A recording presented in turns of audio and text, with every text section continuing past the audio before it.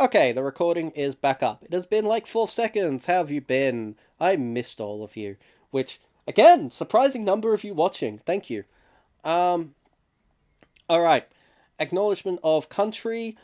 I am going to apologize. I am going to skip this. This is not for any political reason. This is super important. I love that this is here.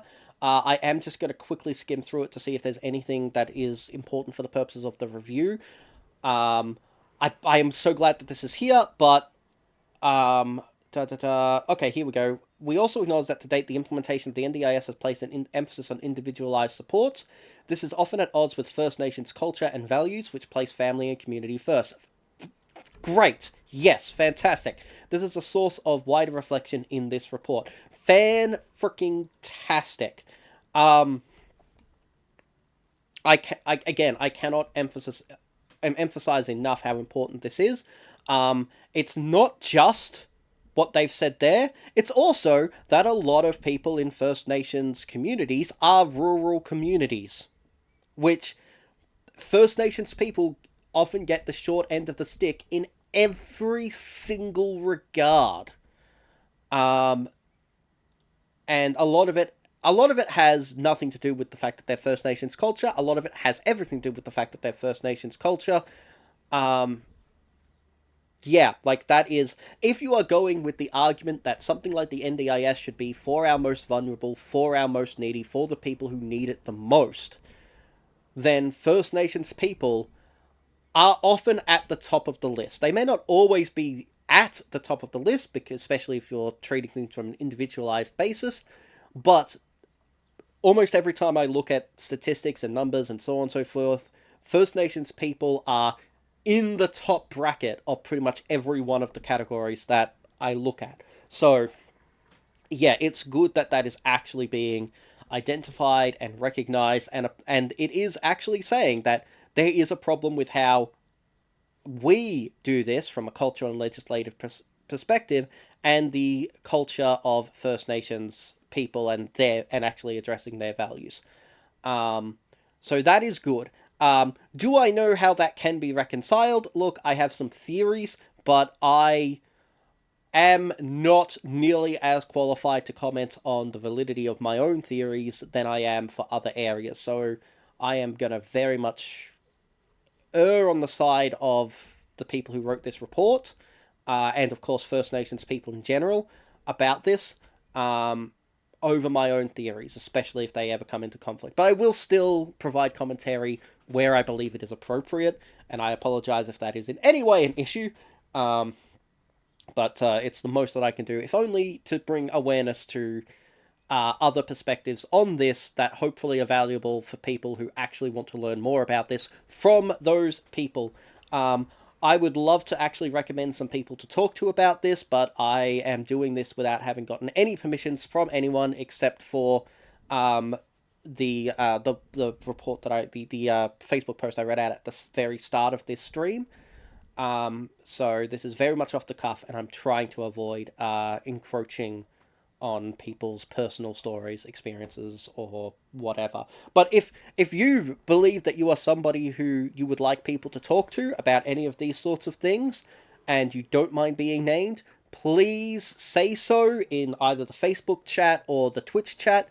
I will be happy to point people towards you if that is explicitly something that you want people to do. Um, if you don't want to publicize on the comments, but you do send me a message, I apologize. I will not see private messages during this stream, but I can check them between streams. And this will obviously be multiple streams over the next few days, probably. Okay. We recognize First Nations people with disability experience multiple layers of individual structural and systemic discrimination, ableism, and racism based on their intersectional identity. This experience is further compounded for First Nation women, elders, LGBTIQA plus SB communities, and those living in regional, rural, and remote locations. So yeah, it's addressing a lot of those points, um, including some that I hadn't raised but absolutely are things. Um, and I'll just highlight that just because it's all important there. We need to do better together to create a more inclusive and accessible society that recognizes and reflects the lived experience realities of First Nations people. Absolutely. Yeah, I'm just going to move on and let that stand for itself.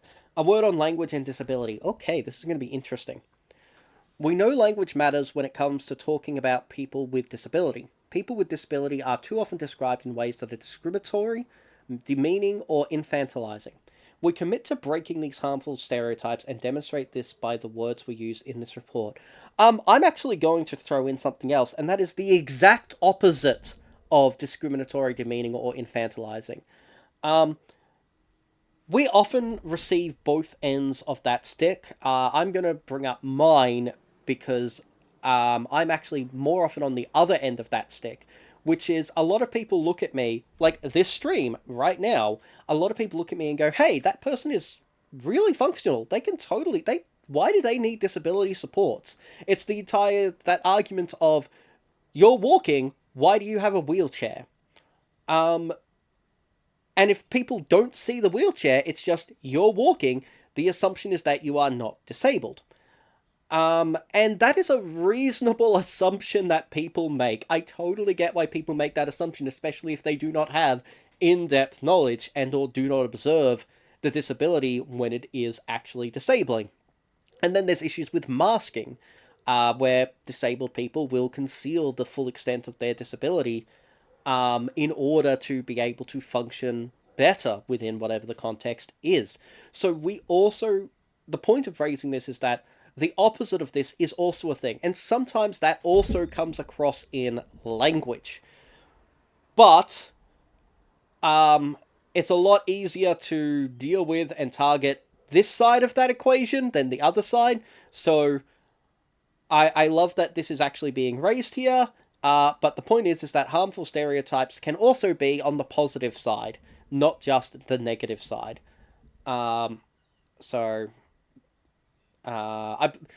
If you're familiar with the term inspiration porn, this is arguably a part of that.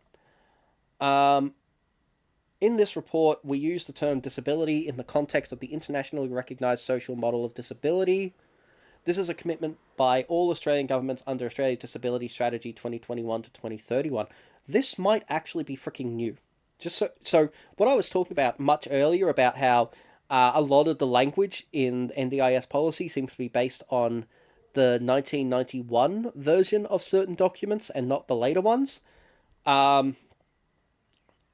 This hopefully means that they're actually going to update that language now. And update what it actually means and how they are defining disability and all that sort of thing. So, yeah. It describes disability as a social construct. Under this model, intersecting societal barriers are the obstacles to equal participation, not people's impairment. Okay. I definitely need to talk about this. This construct has problems. Just to be clear, the societal construct, the societal model of disability is a good model, but it is not a perfect model. For example, the social model of disability itself does not generally consider me to be disabled. If you go by a very strict and rigid definition that a lot of people in practice don't go by, so this is a little bit on semantics, but when you're enshrining something in law or in legislation, those semantics are super important. And the social model of disability precludes me from society. And that is because some parts of a disability, the impairment is on the side of the disability. There is, like, the model of intersecting societal barriers and obstacle. If I am not conscious and I want to attend an event, it doesn't matter what supports are put in place. I'm not conscious.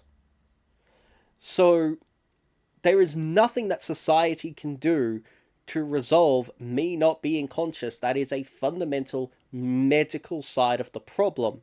And NDIS, by specifically, exclusively focusing on the societal side of the problem, which, once again, so many things at the societal side of the problem, like education and infrastructure, are outside the parameters of NDIS, it means that NDIS can't support me in most areas that it's supposed to be supporting me in, because it won't give me access to medical treatment. It won't give me access to there's so many things that it just will not give me access to. If you are looking at things from a societal access perspective rather than from a medical perspective, or from a much broader societal responsibility perspective that actually funds the money towards those areas. So just to be clear, the social model of disability is good, it is useful, it is actually much broader than in how it's actually talked about and applied. So most of the people who uphold the social model of disability, they would consider me disabled. It's just that the written forms of the social model of disability and what often gets translated and put into print and put into legislation and put into these sorts of documents that countries agree to, that part of it doesn't include me. Well, Meowdy, it's been a minute, friendo. It has been a minute. If you're here for games, I'm not gaming. There is a review that just came out on the NDIS, and I am going through that. Please stick around. But obviously, if you're here for gaming, that is not going to be happening anytime soon. Anyway, so coming back to, there are a few other models of disability that exist out there that are much more embracive, and I have said the names of them so many times that I have forgotten most of them, but there is one subsection of the overall model that, considers, medical and societal and environmental and ecological, like all of these different elements, because they are different. Environment and social model are different. But one of the theories that I absolutely love is the mediating tool theory of disability. And I love it. I think it covers so many more bases, and it is the single best way of talking about disability I've ever come across. Because what that is it's the idea of, to do a job, you often require tools to do that job. If you are, this is the main example that is used in some of the books about it, not the main, but it is one of them. If you are a shepherd, you're working with sheep. A dog is a tool for herding the sheep. A shepherd's crook, if you are back in, if you're in a country that still uses shepherd's crooks, is a tool for herding sheep. Fences are a tool for herding sheep. All of these different things are tools. A disabled person just requires more tools than the average person. But every single person requires tools, which means in the right circumstances and at various angles, everyone is to some extent disabled. If you are not good at maths, you have an impairment with your ability to do maths. That impairment may not be functionally life-changing, realistically speaking, especially in this world of calculators, but you probably need the tool of a calculator, or at least an Excel spreadsheet or something like that, in order to do the things that you do. You need tools. A disability is just, you need a few more tools on top of the norm. And I love that perspective. It also means that people with glasses are still treated as disabled people, whereas society mostly thinks, oh, you're short-sighted, long-sighted, that's not a disability. It just doesn't occur to them that that is actually a disability. And a lot of, the government does not tend to consider short-sighted or long-sightedness as being disabling, because the tool is so pervasive and so accessible, and there's no major discrimination again. This is what I was saying about positive stereotypes, actually. Discriminating, demeaning, or infantilizing. If you need glasses, you're not necessarily receiving any of those things, because everybody just naturally thinks, of course you have access to them. It's an everyday thing. What do you mean it costs more than a phone? Yeah. And you have to do it, it's... Yeah, that argument of mediating technology and that perspective of disability is my absolute favorite perspective of disability, which is not common, and I would not be surprised. I would be surprised if none of the people who wrote this were familiar with that theory, but I would not be surprised if it was only one person in that whole group.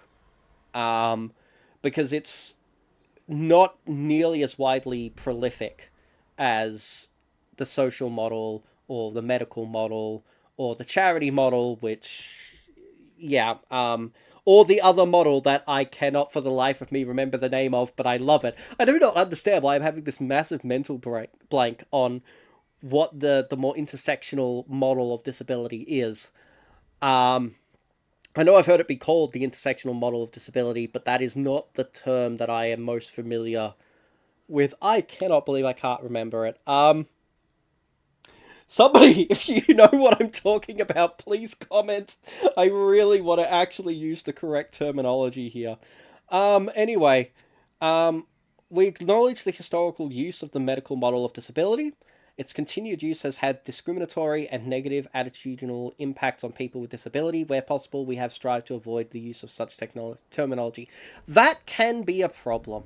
While yes, the medical model of disability has some major issues, it has benefits too that, and some angles of the medical model are important that aren't covered by the societal model. So it shouldn't be completely discounted outright, but I agree that it shouldn't necessarily be the basis for things like this. But on the other hand, you could argue that it should be, because the medical model of disability is very big on terminology, it is very big on assessment, it is very big on a lot of the functional things that we need in order to make something like the NDIS work, especially from a legislation perspective, because if you use vague language or if you don't clearly define your terms, it can be a problem. And the social model has made great strides towards that over the last, 50 years that it's existed.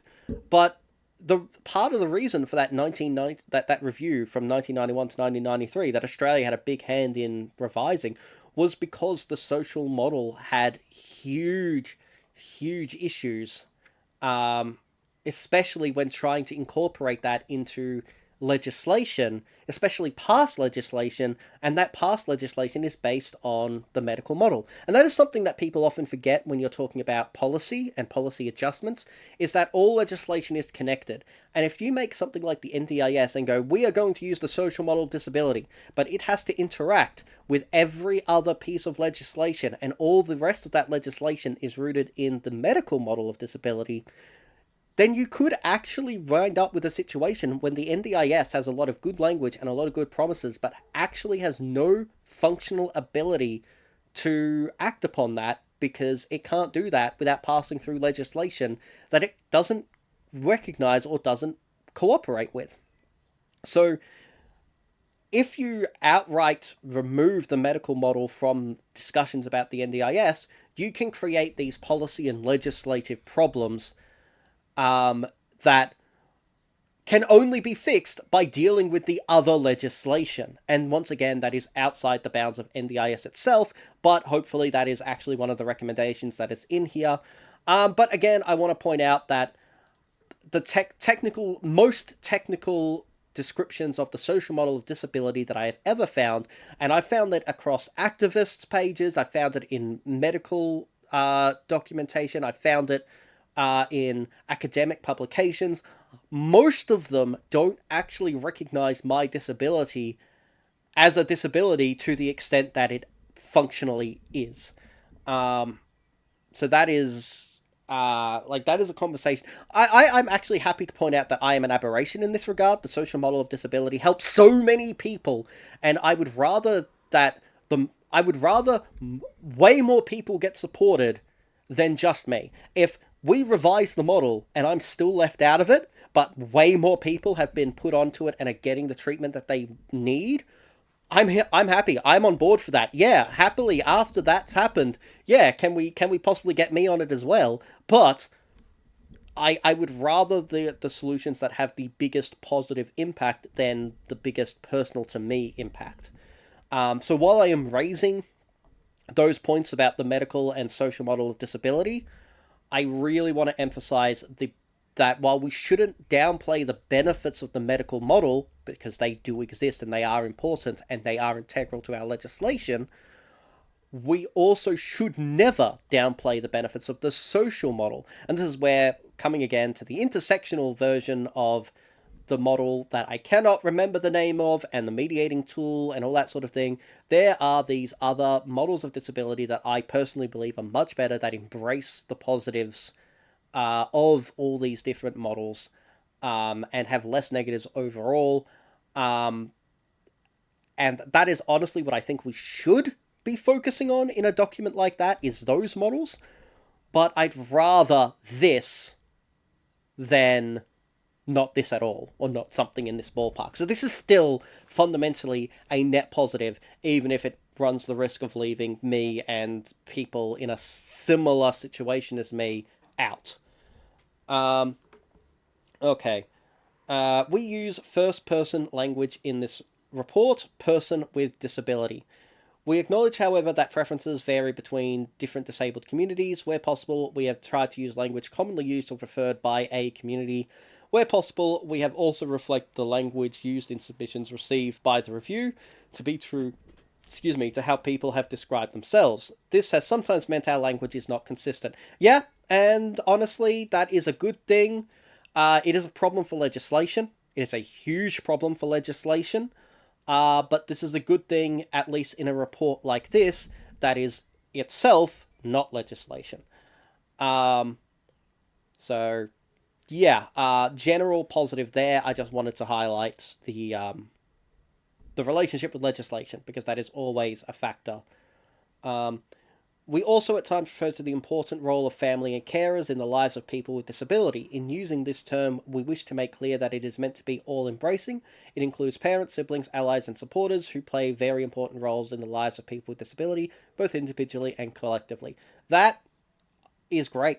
I cannot think of a single negative in even remotely about this. So that is great so far. All right. United Nations Convention on the Rights of Persons with Disability. We have undertaken the review with the front and center in mind. The NDIS is one of the most important global innovations in disability rights. That is absolutely true, and is essential to Australia meeting its obligations. That is absolutely true. Our recommendations have been developed to uphold this rights-based approach. They aim to promote, protect, and ensure full and equal enjoyment of all human rights and fundamental. Yep. This is great. That is all fantastic. Hopefully, it gets carried through. NDIS currently fails in a lot of these things. Like, if you look at what the international acts are in these regards, we fail, which is embarrassing when we wrote some of the points that we failed on. That comes back to the 1991-1993 thing that I was talking about.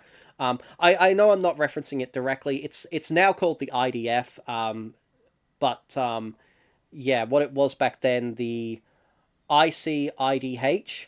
That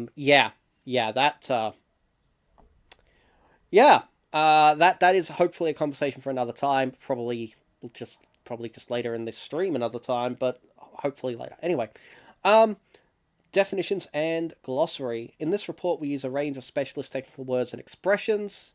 Some of these words are well known within the disability community. At other times, technical terms can have different meaning when applied to the working of the scheme.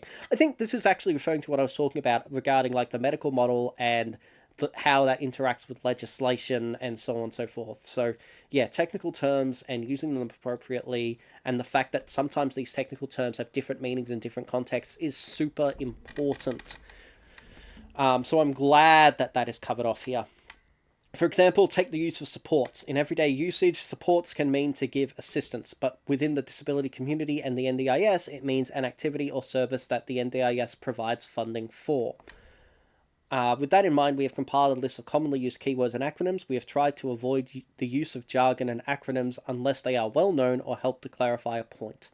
I mean, that's good, but if I'm honest, I would have rather they actually said, because I've been to conferences where they actually do this, so it absolutely can be done, where they go, here is the word, here is the technical meaning, here is the commonly understood meaning, here is how it is commonly understood in another culture or another group, whatever. I would have loved it if they did something like that, so they actually printed multiple definitions for these things. That way you could understand when and where one definition is used and the other outside of the documents that you are reading. Yeah, it's keywords and their definitions, a list of acronyms is in Appendix A. I'm happy to read that on my own and not stream it if people don't want me to stream it, but by default I will actually read that and stream it, and I'll probably do that before we read the actual document, because understanding the keywords and definitions is really important. Content warning, blah blah blah, and it gives some context. Please take note of these. These are very important. These are very useful. Cool. Recommendations and actions. All right. All right. So the next thing we're going to do, we are just going to jump over to Appendix A, and we are going to deal with Appendix A.